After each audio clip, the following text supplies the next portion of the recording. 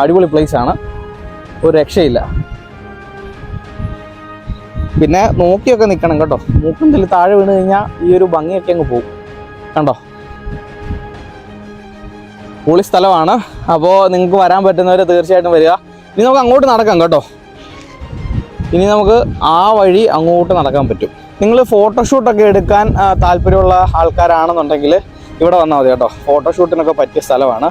പിന്നെ ഇതിൻ്റെ അറ്റത്തൊന്നും പോയി നിൽക്കരുത്. നിന്ന് കഴിഞ്ഞാൽ കാല് തെറ്റിക്കഴിഞ്ഞാൽ നേരെ താഴെ പോകും. കിട്ടില്ലം വ്യൂ ആണ് കേട്ടോ, ഒരു രക്ഷയില്ലാത്ത വ്യൂ ഉണ്ടോ. ഇതിൻ്റെ മണ്ടയ്ക്ക് നിന്ന് കഴിഞ്ഞാൽ ഉദയവും അസ്തമയവും നല്ല രീതിയിൽ കാണാൻ പറ്റും എന്നാണ് ഇവിടെ ഉള്ളവർ പറയുന്നത്.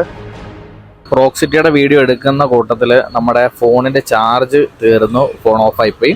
ആ ഒരു മലയുടെ മണ്ടയ്ക്ക് നിന്ന് താഴെ ഇറങ്ങി അടുത്തൊരു കടയിൽ വന്നിട്ട് ഫോൺ കുത്തിയിട്ട് കുറച്ച് ചാർജ് ആക്കിയതിന് ശേഷം തിരിച്ച് വീണ്ടും മലയുടെ മണ്ടയ്ക്കോട്ട് പോവാണ്. അങ്ങനെ വീണ്ടും മലയുടെ മണ്ടയ്ക്ക് വലിഞ്ഞു കയറിയിരിക്കുകയാണ്. ഇവിടെ എന്തായാലും കുറച്ച് നേരം ഇരുന്നിട്ട് ഞാൻ പോകുന്നുള്ളൂ. അപ്പോൾ നിങ്ങൾക്കൊരു 1 ഡേ ട്രിപ്പ് എന്നുള്ള രീതിയിലോ ഒരു ഹാഫ് ഡേ ട്രിപ്പ് എന്നുള്ള രീതിയിലോ വരാൻ പറ്റിയ ബെസ്റ്റ് സ്പോട്ടാണ്. മാക്സിമം ഫ്രണ്ട്സുമായിട്ട് വരാൻ നോക്കുക. പിന്നെ പെൺകുട്ടികളൊക്കെ ആണെങ്കിലും ഒറ്റയ്ക്ക് വരാതിരിക്കുക, കാരണം ഒരുപാട് ലോക്കൽസ് കയറി വരുന്നതാണ്.